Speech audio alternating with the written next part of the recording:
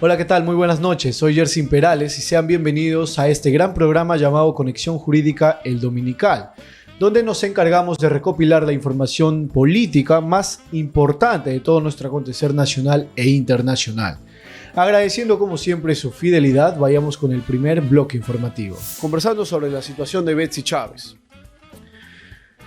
Desde la respuesta por parte de Cancillería, doctor Renato, ¿usted cómo evalúa la respuesta de aplazar, de si darle o no el salvoconducto al ex premier Betsy Chávez? Me parece una actitud muy desesperada. Desesperada. ¿Por qué? Porque se están tomando decisiones políticas. No se están basando. Están dejando de que el Perú sea afectado por las posiciones políticas que tienen estas personas que tienen poder de decisión, pues, ¿no? ¿Por qué lo digo? Lo digo porque romper lazos con otro país, producto de que tal vez no pensamos igual en una persona, como es Betsy Chávez, que es una ciudadana peruana igual que todos, me parece que es desesperado y se visualiza tal vez un ánimo distinto a que se pueda hacer justicia o no.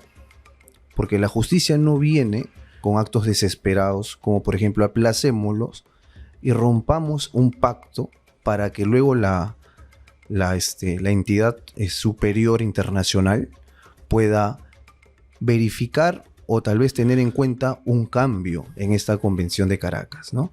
Para así poder nosotros retener, no pueda salir del país y se pueda juzgar a esta persona como tal. ¿Podría interpretarse entonces implícitamente de que le están negando el salvoconducto a Betsy Chávez? Sí, se podría decir que hay actitudes que apuntan a poder interpretar ello, pero mi crítica va más allá. Como abogado tengo que opinar siempre haciendo ver que se tiene que respetar el derecho en el Perú, más allá de las posiciones políticas que se tengan. ¿Qué quiero decir con esto? Los abogados tenemos un poder, que es el poder de defender a una persona. Pero como siempre hemos visto en distintas resoluciones judiciales, prisiones preventivas, sentencias, siempre nos dicen, todo derecho no es absoluto, doctor. Eso es lo que nos dicen, sí. Pero esa frase no se utiliza solo para quien ejerce la defensa, sino también para que el que acusa, para el que investiga. Ellos tienen un derecho y todo esto se ha dado en base a qué. No sé si llamarlo negligencia, no sé si llamarlo desidia, pero recordemos de que al Ministerio Público se le pasó el plazo para pedir la prolongación de prisión preventiva de Betsy Chávez. La prolongación de prisión preventiva hubiese hecho de que ella, ahorita que está a puertas de acabar el juicio, en el cual ella está junto al expresidente también Pedro Castillo, aún esté en un régimen dentro de un penal. Y así tal vez salvaguardar que ella esté presente en su juicio oral, ¿no? Pero ella no está presente ahora, ¿por qué? Porque el Ministerio Público, como bien ha hecho el Tribunal Constitucional garantizando el derecho fundamental a una debida motivación de resoluciones judiciales, garantizando también el derecho a defenderse, a un debido proceso, lo que ha hecho es decir, tú no puedes requerir fiscalía cuando se te dé la gana en cualquier plazo, momento del proceso, sino que tu derecho de requerir también no es absoluto. Tienes que cumplir con las reglas procesales. Y quería hacer un hincapié ahí, doctor, porque diferentes abogados, también especialistas de la academia, en los medios de comunicación, han salido a decir que de alguna y otra manera el Tribunal Constitucional es el principal responsable que Betsy Chávez esté libre y se haya asilado. Sin embargo, desde su postura, usted demuestra de que no, porque ha velado por el debido proceso de Betsy Chávez. Es decir, acá la responsabilidad no recae en el Tribunal Constitucional, sino en el Ministerio Público y también en el Poder Judicial, ¿o solamente es individual? No. El Poder Judicial no hace una prisión preventiva de oficio. El Poder Judicial no prolonga una prisión preventiva de oficio. El Poder Judicial responde a los requerimientos que por función constitucional y también dentro de la ley orgánica del Ministerio Público, puede realizar y solicitar. Y cuando lo haces después del tiempo que debes realizarlo, precluye tu derecho. Lo que tienes es siempre que mantener un orden en un proceso tan emblemático, porque tiene incidencia hasta internacionalmente, donde han habido inclusive amicus curiae, distintos pronunciamientos, donde el Perú, la justicia peruana es la que está siendo observada. Y el Tribunal Constitucional lo que bien ha hecho es poner orden y decirle también a la Corte Interamericana de Derechos Humanos: acá en el Perú se respetan los derechos fundamentales, no de Betsy Chávez, de todos los ciudadanos peruanos. Y nosotros como Poder Judicial, si es que la pregunta es si el fuero ordinario tal vez ha tenido también alguna responsabilidad de por medio, no es de que ellos, por eso lo digo, puedan realizar una prolongación de prisión preventiva de oficio, sino que es previo requerimiento. Pero, como se ha visto, el requerimiento ha recaído inconstitucional porque se presentó fuera de tiempo, y así como Betsy Chávez, que tal vez fue la imagen política para poder resaltar el derecho constitucional que tenemos todos los peruanos, imagínense cómo el ciudadano de a pie que tal vez expuesto a una prolongación de prisión preventiva sin sustento fuera del tiempo, lo viene pasando, ¿no? Claro, y el debate en toda esta semana con respecto a la situación de Betsy Chávez ha sido si se debe o no debe darse el salvoconducto. Que el gobierno de Gerid, por parte del informe de Cancillería de Hugo de Sela, no debe darle el salvoconducto. Y por otro lado, no, sí, la Constitución del artículo 36 reconoce el asilo político legítimo en nuestro ordenamiento constitucional, así que sí se le debe dar el salvoconducto. Desde su postura, ¿se debió dar inmediatamente el salvoconducto a Betsy Chávez o está bien la prolongación? Lo que sucede es de que ¿cuál es el debido proceso acá? El debido proceso es verificar primero que hay un convenio en el cual el Perú está escrito. ¿Correcto? Porque ningún país podría directamente decir: yo considero que tú estás siendo perseguido político, ven acá. No. Primero tiene que haber un convenio en el cual el Perú tenga esta prerrogativa, esta obligación como nación de que ante la solicitud del asilante, en este caso la Embajada de México, poder tal vez rechazar aquel salvoconducto. El salvoconducto es justamente poder salir de la patria, ¿no? Y en este caso considero de que sí se debió dar el salvoconducto, porque respetando el principio de legalidad, respetando el debido proceso, actualmente, cuando se solicitó el salvoconducto, el Perú está obligado, ante la solicitud del asilante, la Embajada de México, a disponer que la señorita Betsy Chávez pueda salir bajo las interpretaciones que tiene. Ojo, a un punto adicional. El Perú podría observar y decir: no te lo voy a dar directamente.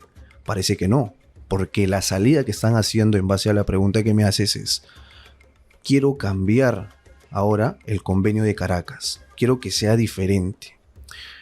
Si bien es cierto, no existen analogías en el proceso penal, al menos, ¿no? Recordemos de que las nuevas leyes que vayan saliendo se interpretan siempre a favor de la persona. Correcto. Y en este caso, en las convenciones que ya existen, lo que se está buscando, por eso decía que parece un poco desesperado, lo que es: aplacemos hasta diciembre, aplacémoslo mucho más, pero previo vamos a solicitar un cambio. ¿Pero con qué fines solicitas ese cambio? Con fines de que no salga, no de que salga. Entonces, primero en el momento, primero en el derecho. Lo primero que se hizo acá fue solicitar el salvoconducto y la embajada se lo dio. Se adecúa a las convenciones de Caracas, se adecúa. Se tiene que respetar, se tiene que respetar. No nos gusta, tal vez, porque tal vez existan muchas pruebas que acrediten que sí conspiraron o no conspiraron. Esa es otra cosa. No estamos metiéndonos en el proceso penal, nos estamos metiendo en el proceso del salvoconducto. Entonces, bajo esa lógica, sí se debió dar el salvoconducto, respetando la convención que aún el Perú está inscrito. A ver, tenemos declaraciones del presidente José Gerí, nos pone producción, vayamos a escucharlo por favor, referente al tema del asilo político de Betsy Chávez. Bueno.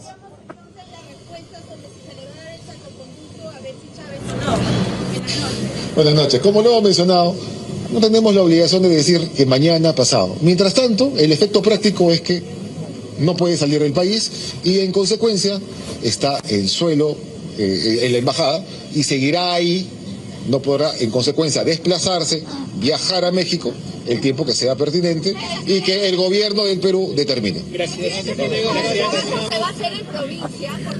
Doctor Renato, otra de las incógnitas es, ¿qué pasa si es que en todo caso el Perú explícitamente dice no le damos el salvoconducto? ¿Cuáles serían las consecuencias? Sería observado también, ¿no? por las organizaciones internacionales acerca de la ruptura justamente de apartarse de las obligaciones que tiene el Perú sobre las convenciones de Caracas, ¿no? Entonces, sobre esta situación no existe un sustento jurídico al momento, a la fecha, que pueda hacer de que el Perú se pueda negar. No existe. No hay la posibilidad de que no se brinde el salvoconducto. Lo que se está haciendo es alargar el plazo, como diciendo, mientras que yo no tome la decisión, voy a buscar de que se cambien estas aptitudes dentro de la Convención de Caracas, para ver si puedo lograr al final que te quedes. Pero si no, te voy a torturar un poquito más, haciéndote quedar 2 meses, 1 mes más en suelos peruanos, si no obtengas lo que tú estás buscando. Implícitamente, de alguna y otra manera, nos dan ese mensaje, ¿no? Porque realmente escuchaba por allí a la abogada Rosa María Palacios, también decía que el Perú está obligado a darle de acuerdo a lo que establece la Convención de Asilo Diplomático de Caracas y como lo reconoce también el artículo 36 de la Constitución Política. Entonces, de ninguna y otra manera, nos guste o no, la Cancillería debió hacerle llegar el informe, de acuerdo allí en una conversación bilateral con el presidente de la República, José Gerí, y otorgarle el salvoconducto. Y a la par, obviamente, enviar el informe que vea pertinente a los países de la OEA, para que, si es que ellos consideran que se ha desnaturalizado ese término de persecución política, que lo evalúen y se hagan los cambios adecuados de acuerdo a la conversación que ellos puedan tener, pues no. Sin embargo, se debió dar el salvoconducto, es lo que señalan algunos especialistas y desde su postura también. Ahora, las acciones por parte de Cancillería de romper relaciones diplomáticas y con México y de expulsar a la encargada de la embajada también fueron medidas desesperadas y hasta arbitrarias y exageradas. Bueno, son consecuencias justamente de romper los lazos políticos con el país. Creo que nos hemos enfocado, por eso digo, en una persona, más no hemos pensado como nación. Las autoridades han pensado desde el ámbito político hacia la postura política que ellos tienen y no han sabido interpretar las normas, los beneficios, las consecuencias que tiene eso romper lazos con México. Porque, ojo, no se trata solamente de pensar si está saliendo del Perú una persona que está a punto de tal vez ser condenada, sino no se está teniendo en cuenta el ámbito económico, no se está teniendo en cuenta las relaciones públicas que se tienen con servicios entre el Perú y México, no se está teniendo nada de eso en cuenta, solamente es una persecución política. Recordando precedentes también, para hacer una corta reminiscencia, lo de Nadine Heredia en la Embajada de Brasil y que tal vez no vieron este tipo de medidas drásticas con el gobierno brasileño. Entonces, esa es la incongruencia que habría entre estos dos escenarios, pues, ¿no? ¿Por qué no haber tomado este tipo de medidas con el gobierno brasileño y por qué sí con el gobierno de México? Pero esto obviamente tiene precedentes, sobre todo el gobierno anterior de Claudia Sheinbaum, de Manuel López Obrador, que también hacía referencia a la persecución política que habría hecho Pedro Castillo y Betsy Chávez. Bien, sin embargo, no sabemos aún si es que se va a otorgar el salvoconducto. Esta es la noticia que nos hace llegar últimamente por parte de Cancillería, de Hugo Becela y el gobierno de José Gerí. Conversábamos con el doctor Renato Marquina que el gobierno, el ejecutivo de José Gerí, junto y el trabajo a la mano con Cancillería, debieron darle el salvoconducto a la ex premier Betsy Chávez para que pueda llegar a territorio mexicano. Sin embargo, a través de este anuncio oficial que hizo Cancillería de que iba a solicitar un informe a la OEA, a los países que conforman esta Convención de Asilo Político de Caracas de 1954, dilatará todo el proceso, concluyendo de que Betsy Chávez permanecerá, sabe Dios hasta cuándo, en la Embajada de México durante mucho tiempo. Vayamos al siguiente bloque informativo. Delia Espinosa pide a Tomás Gálvez dejar el cargo tras ser restituida como fiscal de la Nación. Y esta es su noticia. Una noticia que ha tomado vida el día lunes por la noche que ha tomado desarrollo el día martes y que hoy también es importante mencionarlo. Porque el 9º Juzgado Constitucional del Poder Judicial ordenó la restitución inmediata de Delia Espinosa Valenzuela como fiscal de la Nación. Anticipaba en los titulares que este tema del Ministerio Público y esta pugna que existe dentro de la Junta de Fiscales Supremos, Tomás Alaino Gálvez, Patricia Benavides, Delia Espinosa, Juan Pablo Sánchez, Zoraida Ábalos, el señor Villena, etcétera, se ha visto evidenciada desde hace 2 años por lo menos, cuando la Junta, el anterior pleno de la Junta Nacional de Justicia había suspendido a Patricia Benavides de fiscal de la Nación. Toma de manera interina Juan Carlos Villena. Posteriormente la Junta de Fiscales Supremos elige a Delia Espinosa como fiscal de la Nación Constitucional. Y llegamos a este punto. ¿Pero qué declaró el 9º Juzgado Constitucional del Poder Judicial? Dijo: incumplido un mandato cautelar por parte de la Junta Nacional de Justicia, que suspendía provisionalmente a Delia Espinosa. La Junta Nacional de Justicia había anunciado meses atrás que se suspendía a Delia Espinosa del cargo de fiscal de la Nación y o fiscal suprema por unos antecedentes que había tenido, que había demostrado, al no acatar la resolución de la Junta Nacional de Justicia de reponer a Patricia Benavides dentro del Ministerio Público. Asimismo, no solamente fue por ese motivo, sino que se le adjuntan 3 motivos más, como la reposición de otra fiscal, el haber desacatado la orden de la Junta Nacional de Justicia y todas estas supuestas conductas o comportamientos que habría tenido para no acatarlo. Esa resolución de la Junta Nacional de Justicia del Poder Judicial dice: un momentito, señores, yo ya había anunciado el 13 de octubre una medida cautelar con respecto a esta resolución, que suspendía provisionalmente todo acto o procedimiento administrativo en contra de Delia Espinosa Valenzuela. Sin embargo, ustedes no pueden calificar, no pueden restringir y no pueden interpretar una resolución proveniente del Poder Judicial.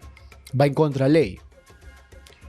Y ustedes lo que han hecho es decir: señor del Poder Judicial, usted se ha manifestado solamente por uno de los 3 o 4 cargos por la cual se ha suspendido a Delia Espinosa. ¿Qué pasa con los 3 demás? Esa fue la calificación e interpretación que habrían dado los magistrados de la JNJ. Y con esta medida cautelar, ¿qué dice el encargado, el juez Juan Fidel Torres Tazo? Resolución firmada, por supuesto, el 10 de noviembre. Ojo ahí. Dijo: no cumplió con lo ordenado. Ustedes, señores magistrados de la Junta Nacional de Justicia, no cumplieron con lo que se les ordenó por el juzgado respecto a la reincorporación de Delia Espinosa. Por ende, ustedes no tienen las competencias de, a la resolución que he emitido, calificar, restringir o interpretarlo. Simplemente se cumple. Esa medida cautelar expuesta, ese fallo expuesto por el juzgado, el 9º Juzgado Constitucional, debía haberse cumplido inmediatamente. Sin embargo, la Junta Nacional de Justicia dijo no. Se pronunció solo por un cargo, que eran 3. Sigue en vigencia la resolución que suspende a Delia Espinosa del cargo de fiscal de la Nación. Eso sucedió hasta el 13 de octubre. Ese fue el escenario en el que nos encontrábamos del Ministerio Público hasta el 13 de octubre. El día lunes, nuevamente se pronuncia el Poder Judicial y dice: ¿saben qué, señores? Nueva medida cautelar aprobada por el Poder Judicial, valgan redundancias, y dice: esta vez bajo apercibimiento de ley, que se restituye a la señora Delia Espinosa Valenzuela como fiscal de la Nación. Es decir, que regrese a la titularidad del Ministerio Público bajo apercibimiento de ley. ¿Qué significa esta figura? Que de no acatar se aplicará una consecuencia legal en contra de la Junta Nacional de Justicia, en contra de los magistrados. Sin embargo, hay que tomar en cuenta también que son personas aforadas. por su misma investidura. Son personas aforadas, tienen el beneficio de antejuicio político, que tiene que pasar por una denuncia constitucional, se tiene que evaluar, se levanta esa prerrogativa de antejuicio político y recién se puede iniciar algún procedimiento legal en contra de los magistrados, que ese es otro tema, muy aparte. Ese es un tema muy aparte. ¿Ok? Vamos a leer los comentarios. Marco Benvenuto. Técnicamente, al haber dado opinión de cargarse a alguien, se puede considerar subversivo. Entonces, cualquiera que apoya a López Aliaga se podría decir que está afiliado a SEA. Bueno, eso es con respecto al tema de Guillermo Bermejo. Andrelo informándome de la mejor forma con conexión jurídica. Gracias, Andrelo. Marco nos vuelve a decir, más que conductas, habría que mirar las prerrogativas y competencias de cada uno, sino para qué está el derecho. Claro, lo que se ha puesto en mesa, o lo que también quiero plasmar para todos ustedes, es ¿por qué no presentar una demanda, una acción competencial al Tribunal Constitucional? El máximo intérprete de materia constitucional de la Carta Magna de nuestro país. Porque estamos entre idas y venidas. Y hay que admitir también, hay que hacer pleno uso de nuestras facultades, de la libre expresión, para admitir o reconocer de que el Ministerio Público se encuentra en una pugna en estos momentos con la Junta Nacional de Justicia. Y no solamente con la Junta Nacional de Justicia, sino también con el Poder Judicial, con uno de los poderes más importantes del Estado. Entonces no se puede ver manchado las instituciones que tienen que proliferar las acciones, que tienen que ayudar a que no se vulneren el debido proceso, los derechos. No podemos dejar que se vea manchado de esta manera la justicia dentro de nuestro país. Entonces, lo que dice Marco tiene cierta razón. ¿Por qué no presentar una demanda competencial al Tribunal Constitucional y que diga quién es el que realmente tiene las competencias para que se pueda restituir a Adela Espinosa como fiscal de la Nación? Porque si la Junta Nacional de Justicia va a decir, ya, yo te suspendo por tal y tal motivo, y luego viene el Poder Judicial y dice, te apruebo la medida cautelar, regresas al Ministerio Público, pero nuevamente se pronuncia la Junta Nacional de Justicia y dice, no, un momentito, estás pronunciado por un cargo, faltan 3, sigue en vigencia la suspensión de Adela Espinosa, y luego otra vez el Poder Judicial. Entonces estamos entre este vaivén de competencias, y el Poder Judicial lo que puede hacer es, ¿sabe qué? Señores de la Junta Nacional de Justicia, esto es competencia plenamente del Poder Judicial, o viceversa, pero daría fin de alguna y otra manera a toda esta controversia, a todo este conflicto personal, ya se podría decir, o arbitrario, de estas dos instituciones, como es la JNJ y el Poder Judicial. Sin embargo, la resolución emitida no tiene pie para dar poder de decisión a la Junta Nacional de Justicia. Es decir, no hace falta de que la JNJ evidencie, tramite, dé a conocer una resolución donde diga, nosotros restituimos como fiscal de la Nación a Adela Espinosa. No es necesario. Pero la cosa es que si es que se va a cumplir con el tiempo que ha determinado el 9º Juzgado Constitucional, que son 2 días. Esta noticia salió el lunes por la noche, martes un día, miércoles otro día. Es decir, hasta el día de hoy les han dado plazo para que puedan restituir a la fiscal Espinosa dentro del Ministerio Público. Ahora, ¿se va a cumplir o no? Esa es la gran interrogante. 13 de octubre, medida cautelar por lo mismo y no se la ha restituido. Nueva medida cautelar. Se le pide lo mismo y la incógnita está en que si lo van a restituir o no. Allí nos dice, nos pone producción un documento, una carta que le hace llegar de la Espinosa al actual fiscal de la Nación interino, Tomás Alaino Gálvez, solicitándole de que la reponga o que le ceda el cargo de fiscal de la Nación.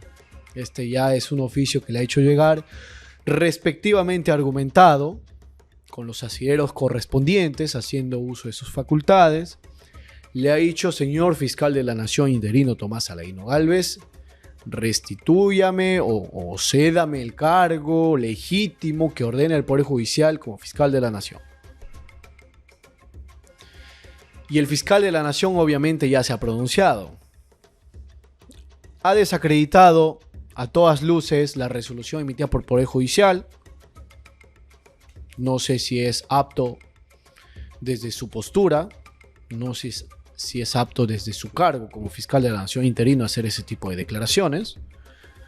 Lo más idóneo hubiese sido decir quizás el argumento como el que se presentaba para Adélio Espinosa para la resolución de la Junta Nacional de Justicia de restituir a Patricia Benavides.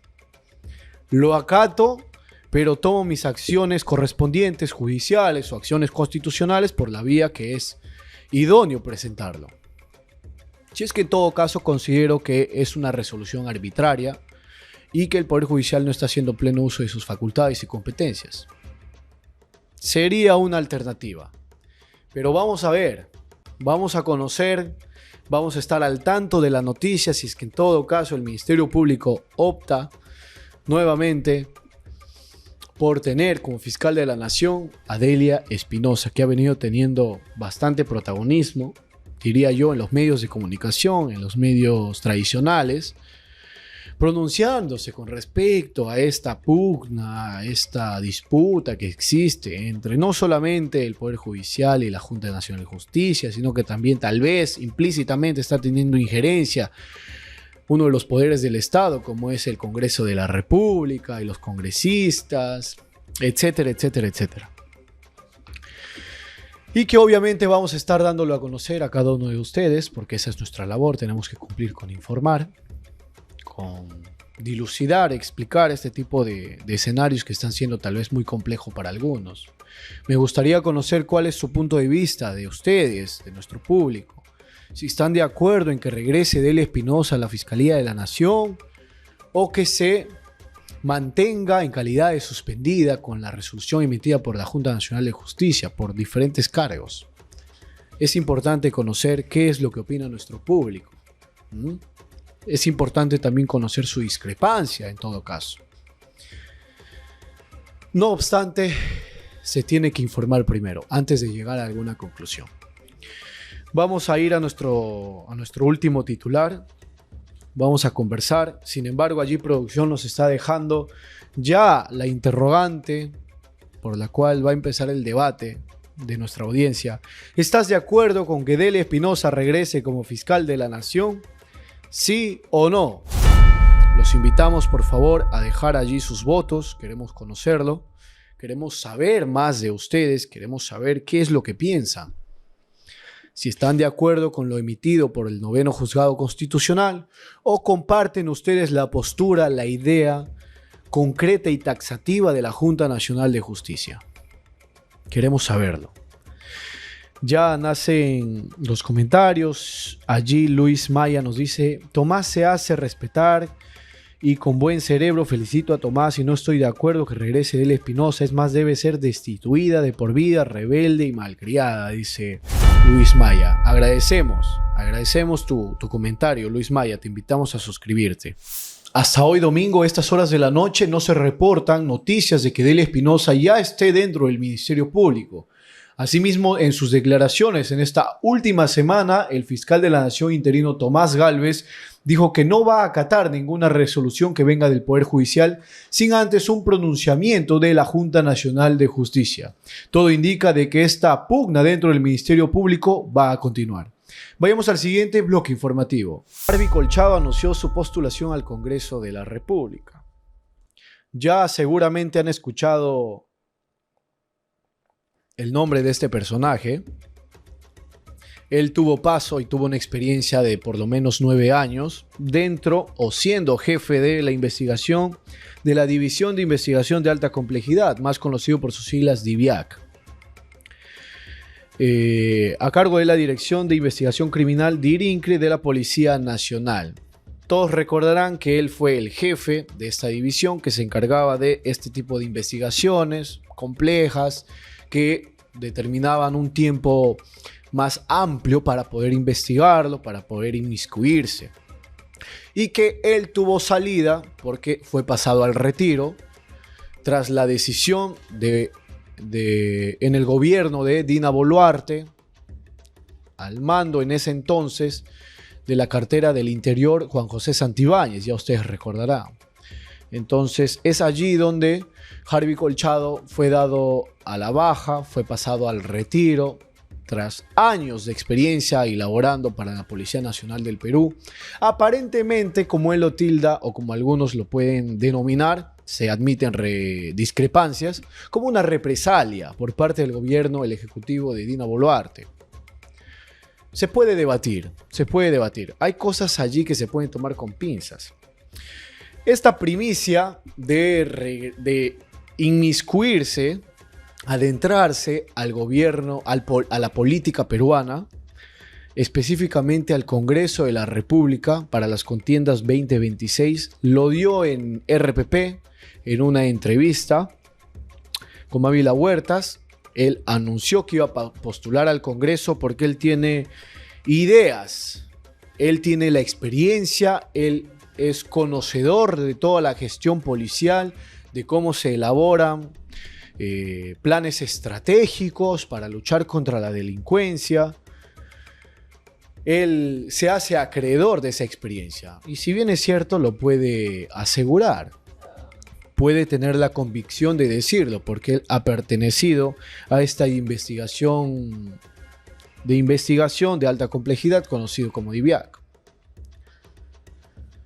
Asimismo, él resaltó de que la gota que rebalsó el vaso, por así llamarlo, para que pueda dar iniciativa, para que pueda dar la orden interna a su persona de querer inmiscuirse dentro de la política peruana, fue que la poca ineficiencia por parte del gobierno de José Gerí, la poca ineficiencia o competencia por parte de la cartera del Interior comandada por Vicente Tiburcio, ex integrante del GEIN.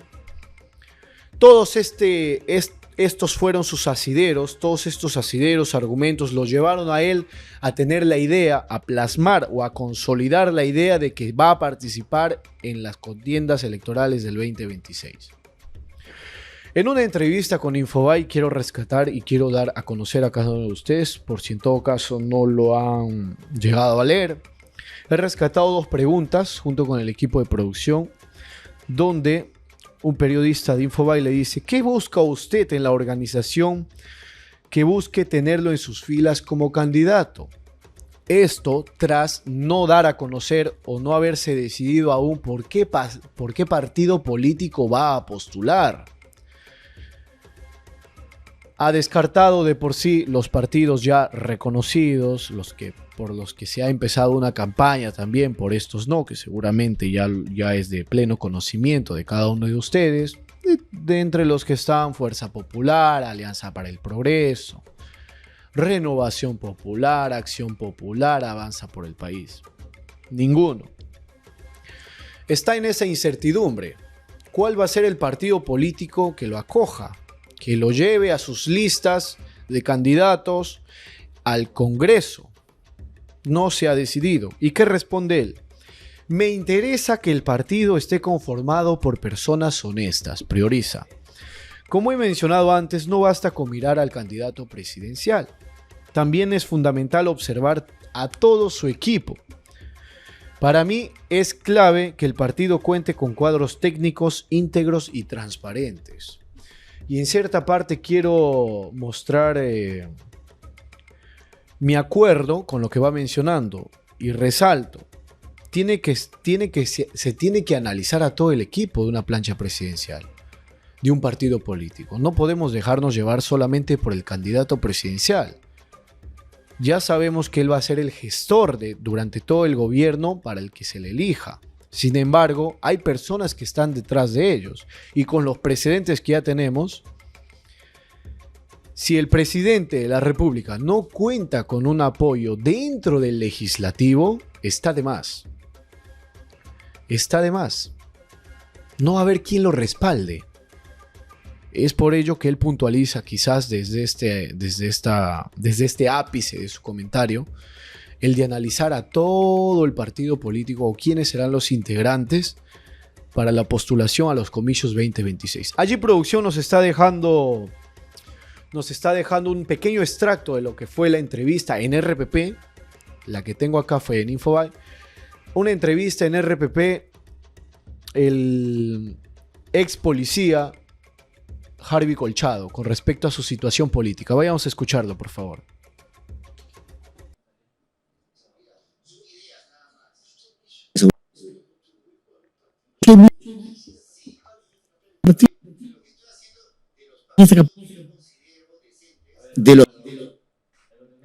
A ver, estamos teniendo ahí unos problemas con el audio. Para las personas que ya se van conectando, Alfonso Cifuentes dice: Porky, presidente en primera vuelta. Estamos hablando sobre la situación de Harvey Colchado y su anuncio a la postulación a los comicios 2026, esencialmente al Congreso de la República. Estábamos comentando que ha tenido una entrevista en RPP donde menciona sobre la situación de acogerse a algún partido político, porque tiene que hacerlo. Sin embargo, la duda prevalece en cuál va a ser el partido político que lo reciba o al que él pretenda pertenecer para su postulación. Ya anunció que se tiene que evaluar a todo el equipo, no solo al candidato presidencial, postura a la que yo saludo. Y una segunda pregunta que se le hace en el portal de Infobae, siempre es importante mencionar la fuente. ¿Usted cree que la expectativa de que ya no haya más muertes es realista? Esto haciendo alusión a la medida de emergencia tomado por el gobierno transitorio de José Gerí y que aparentemente no estaría dando resultados. Él responde: la gente espera que el crimen se reduzca, pero ¿cómo? Mejorando la prevención. ¿Cuántos vehículos tiene Lima, por ejemplo, para patrullar? Lo ha dicho el ministro, 100 vehículos para toda la ciudad. Claramente no se da abasto. 100 vehículos para toda la ciudad, no sé cuántos distritos, y todos flagelados por el sicariato, la extorsión. Por ejemplo, para patrullar, en prevención estamos muertos, señala él. Ahora vamos a la investigación. ¿Qué debes tener? Buenos detectives, buenos investigadores, acción de inteligencia, porque es la frase, es la idea que hemos venido comentando a lo largo de los programas acá en Conexión Jurídica.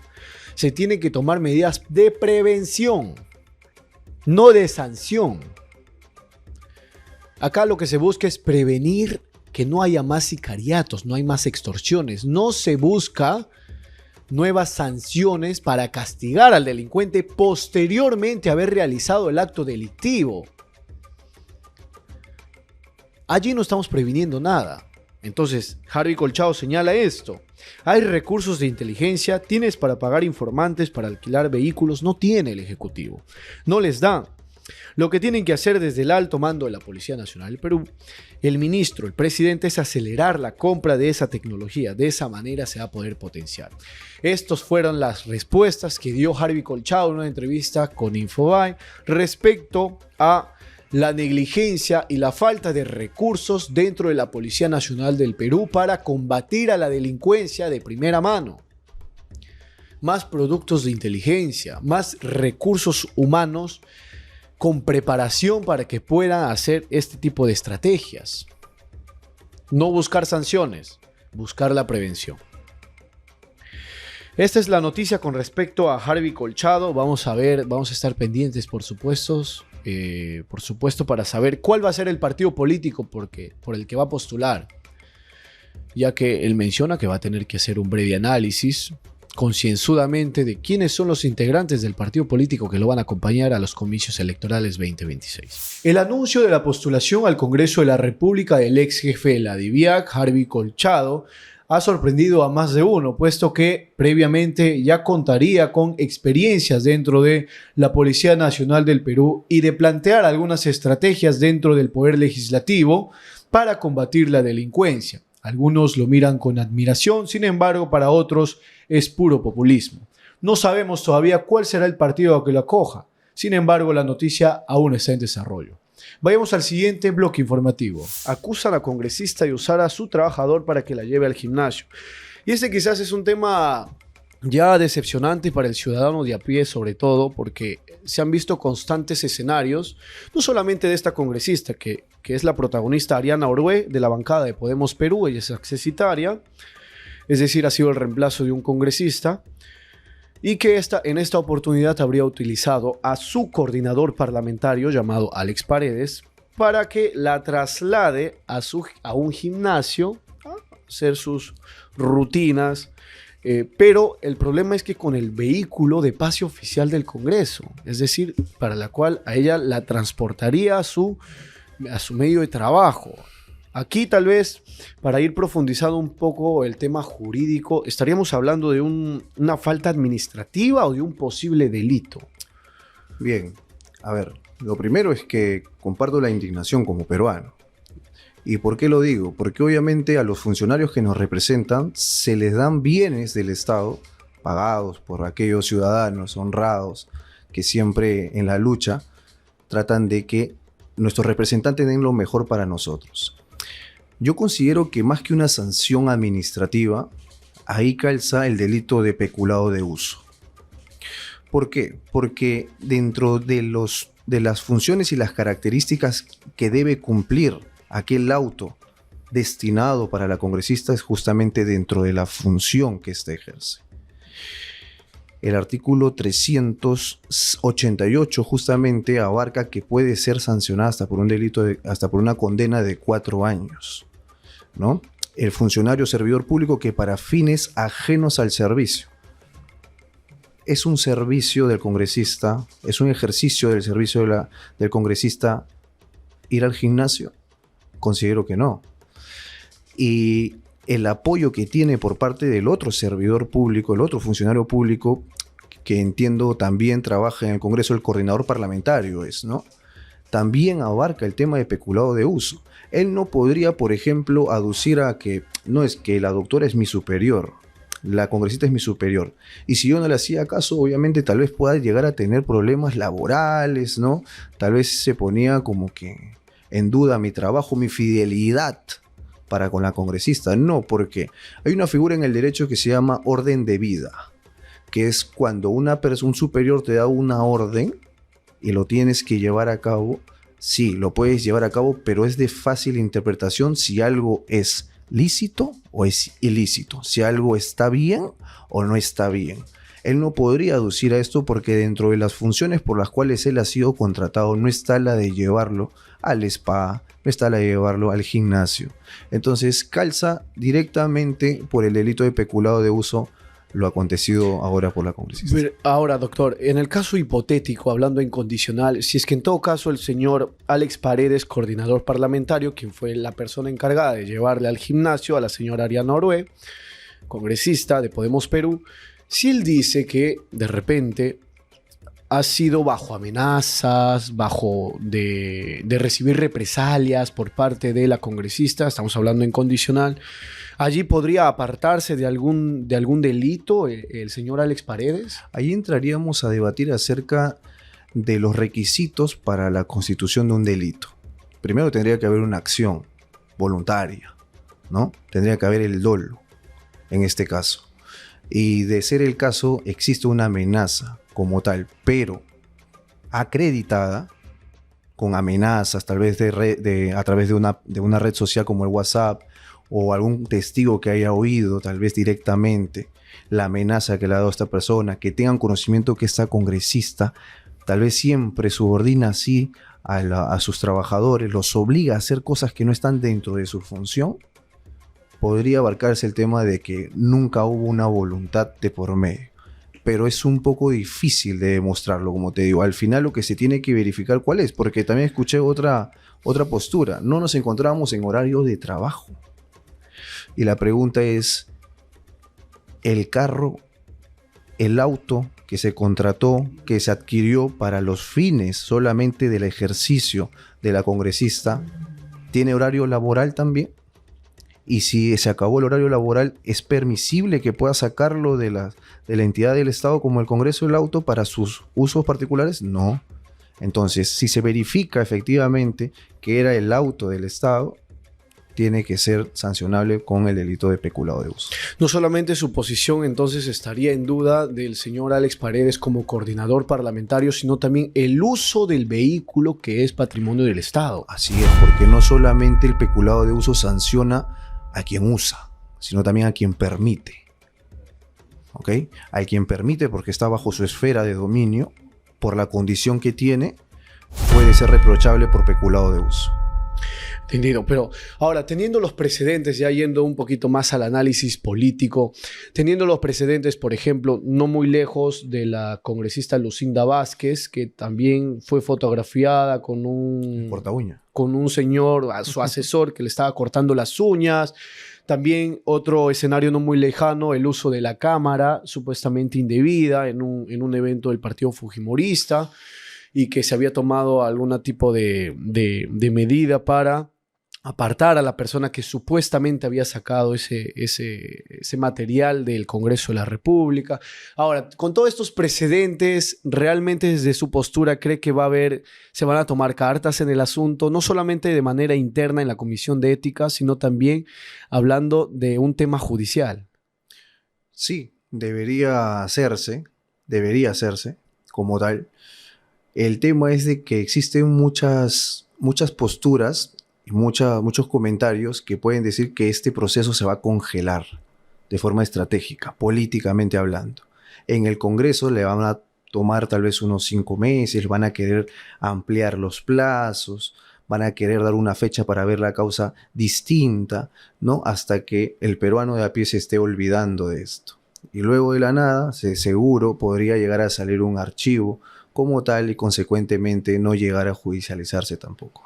Lo que hemos visto en diferentes escenarios también, y creo que el peruano de a pie ya está acostumbrado a ver este tipo de eventos catastróficos provenientes de los denominados padres de la patria y que actualmente ya cuentan con estadísticas de aprobación muy, muy bajas, muy paupérrimas, llegando así, por así decirlo, a los 2-3%, ya acercándose mucho al margen de error.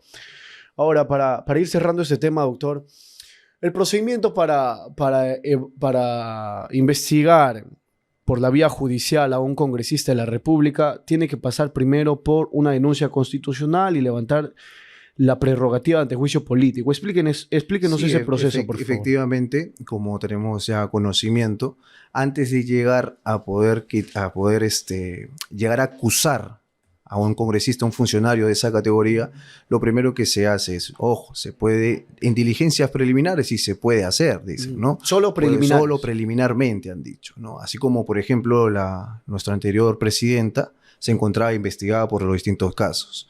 Distinto es ya luego cuando se quiera acusar. Se basa más que nada en el acuerdo plenario 1/2017, ya que ha desarrollado también niveles de sospecha para poder llegar de una etapa a otra etapa, ¿no? Primero las diligencias preliminares y luego eso se tendría que llegar a formalizar la investigación como tal.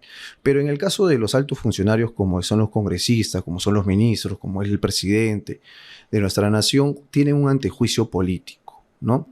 Que obviamente tiene que pasar por el procedimiento constitucional ante el Congreso, estos llegar a determinar por los votos solicitados de acuerdo a la Constitución y al procedimiento parlamentario de que se pueda llegar a acusar al funcionario público del Estado, en este caso la congresista, ¿no? Levantando la prerrogativa ante juicio político, recién se puede acusar a un funcionario público de esta jerarquía. Así es, son los procedimientos de acuerdo a ley, de acuerdo al respeto de la Constitución Política del Estado. Correcto. Esta ha sido una noticia entonces del día de ayer, expuesto por el dominical Cuarto Poder. Una noticia en desarrollo. Ya tenemos, como lo dije, precedentes de Lucinda Vázquez, el tema de Fernando Rospigliosi, entre otros congresistas que de años anteriores también que se han visto envueltos, el tema de los mochasueldos, que también es muy reconocido, pero que tal vez no ha habido una consecuencia, ni siquiera una suspensión o por una falta administrativa, mucho menos judicial. Así que tenga tanto futuro no es tan viable, sobre todo si se trata de los congresistas. Todo apuntaba a que este nefasto acto por parte de la congresista Ariana Orué de usar a su trabajador como chofer personal para que la llevara al gimnasio iba a tener ciertas consecuencias. Sin embargo, hasta el momento no existe pronunciamiento alguno por parte de la Comisión de Ética del Congreso de la República, ni por otro lado, algún indicio que dé comienzo a una investigación por el presunto delito de peculado de uso. La incertidumbre política prevalece en la situación en la que hoy en día se encuentra el Ministerio Público y en esta disputa en contra de la Junta Nacional de Justicia. Para el día de mañana, lunes, la JNJ citó a la fiscal de la Nación en calidad de suspendida Delia Espinosa para presentar sus descargos con respecto al procedimiento administrativo en su contra. Situación a la que la fiscal Espinosa anticipó que no va a ser acto de presencia. ¿En qué acabará esta pugna entre estas dos instituciones? Seguramente lo conoceremos la próxima semana. Esto fue Conexión Jurídica, el dominical. Recuerda que estamos este y todos los domingos a las 9 de la noche. Y no olvides por favor que este programa llega gracias a EGEPUD, la mejor formación jurídica.